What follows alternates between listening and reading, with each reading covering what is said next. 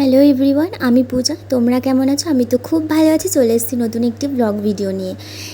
এই ভিডিওটা হচ্ছে আমি যে খাওয়া দাওয়ার নিমন্ত্রণ বাড়িতে যে ভিডিওটা পোস্ট করেছিলাম, ওই বাড়িতে যাওয়ার জন্যই আমি রেডি হচ্ছি। ওই নিমন্ত্রণ বাড়িতে যাওয়ার জন্য আমি রেডি হচ্ছি। সকাল সকাল কিন্তু আমি 8টা সাড়ে 8টার মধ্যে ঘরের সমস্ত কাজবাজ করে পুজো টুজো করে টিফিন খেয়ে একদম রেডি হতে চলে এসেছি। আর এখানে দেখো আমি রেডি হচ্ছি, আর এরা দুজন কীরকম হুড়াহুড়ি করছে দেখতে থাকো। ব্যাগের মধ্যে ঢুকছে, বেরাচ্ছে, মানে আমাকে আয়নার সামনে দাঁড়াতে দেখলে এরা দুজন এরকম হুড়োহুড়ি করে। আর কোনো জিনিস আমি বিছানার উপর রাখতে পারি না, এরা ওর মধ্যে ঢুকে যায়, সেটাকে বার করে, ছিঁড়ে ফেলে। তো ছোট আর কি করা যাবে বলো। তো আমি কখনোই পশু পাখিকে মারধর করি না সেরকমভাবে, আমার পছন্দ না। আর এই যে আমি দেখো আমি রেডি হয়ে গিয়েছি, তোমাদের কেমন লাগছে আমাকে কমেন্ট করে অবশ্যই জানিও। এই যে আমার পুপু চলে এসছে আমার সাথে ভিডিওতে। আর এই যে তারপর বেরিয়ে পড়েছি। আমার বাবা মা টোটোতে করে চলে এসেছিলো আমার শ্বশুরবাড়িতে, তো ওখান থেকে আমাকে নিয়েছে। আর বাজারে প্রথমে আমরা চলে গিয়েছিলাম একটি গিফট কিনতে, কারণ সেখানে যাব, তাই জন্য একটা গিফট নিয়েছি সুন্দর দেখে।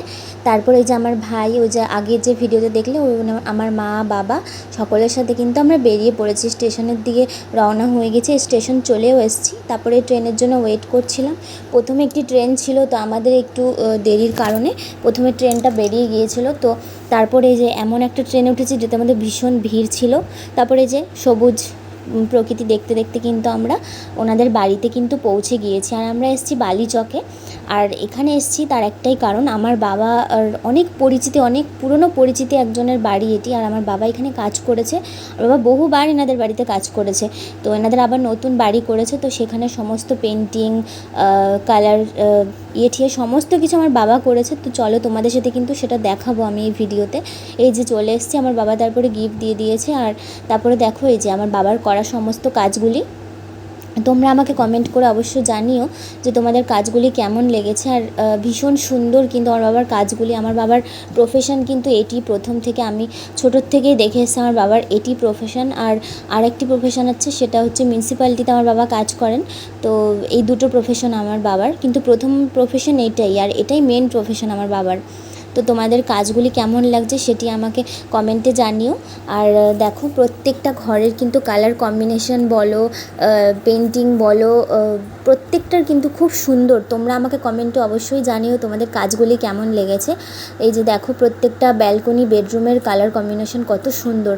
এখানে একটি ডিজাইন করেছে, এটা আমি সত্যি মানে এটা কিভাবে করেছে আমি সত্যি বুঝতে পারিনি ব্যাপারটা ঠিক। তো বাবাকে একটু জিজ্ঞাসা করছিলাম কীভাবে কী করেছে।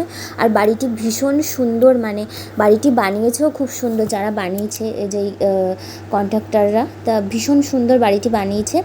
আর এই যে আমরা সিঁড়ি থেকে নিচে নামছি, প্রত্যেকটা ঘরের কিন্তু ডিজাইন বলো, পেন্টিং বলো, ভীষণ সুন্দর করে করেছে আমার বাবা।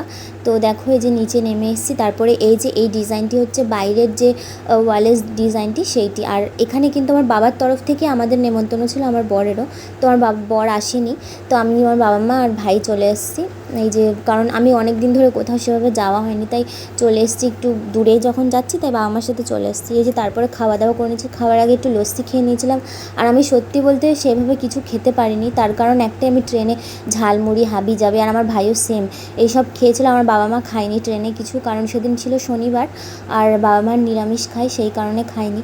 তারপরে এই যে ফলটি যে আমি দেখালাম তোমাদের, এই ফলটি দেখে কার কার স্কুলের যে বদমাশিগুলোর কথা মনে পড়ে। আমাদের স্কুলে এই ফলের গাছ ভর্তি ছিল, আমরা তুলে সকলের মাথায় দিতাম, আর আটকে যেত ক্লিপের মতো। তো ভীষণ ছাড়াতে কষ্ট হতো, তাই আমি কয়েকটা নিয়ে নিয়েছি। আর বদমাশিও করেছি, সেটা আমি দেখাইনি, ওটা আমি বলবো না আমি কী করেছি। তো এই যে তারপরে আমি একটুখানি ট্রেনের একদম দরজার সামনে চলে গিয়ে একটু ক্যাট মারছিলাম, ভাইকে বলছিলাম একটু ভিডিও করে দে।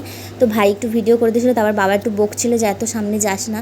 তারপরে আমি শুনিনি, তারপরে গিয়ে একটু ভিডিও বানিয়ে এই যে তারপরে অনেকটা সন্ধে হয়ে গেছিলো, বাড়ি ফিরতে প্রায় 6টা মতো বেজে গেছিলো। তারপরে যে বাড়ি